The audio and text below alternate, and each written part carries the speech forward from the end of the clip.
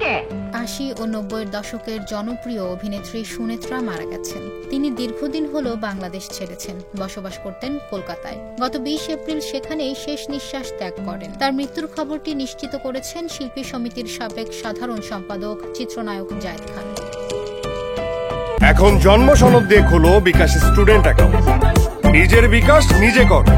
সামাজিক যোগাযোগ মাধ্যমে জায়েদ খান লিখেছেন, সুনেত্রা অনেকদিন বাংলাদেশ ছেড়ে কলকাতায়। আমি চলচ্চিত্র শিল্পী সমিতির সাধারণ সম্পাদক থাকাকালীন বেশ কয়েকবার ফোনে কথা বলেছিলাম।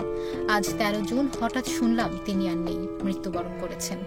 নীরবে নিভৃতে চলে গেলেন। এভাবেই হারিয়ে যায় মানুষ, চলে যায়।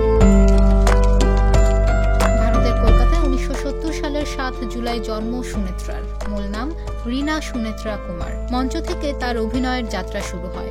বাংলাদেশি পরিচালক মমতাজ আলী তাকে ঢালিউডে আনেন। প্রথম সিনেমা ছিল তখনকার হার্টথ্রব নায়ক জাফর ইকবালের বিপরীতে ১৯৮৫ সালে মুক্তিপ্রাপ্ত উসিলা। ১৯৯০ সালে দেলোয়ার জাহান ঝন্টু পরিচালিত পালকি সিনেমাটি সুনেত্রাকে সবচেয়ে বেশি পরিচিতি দিয়েছিল।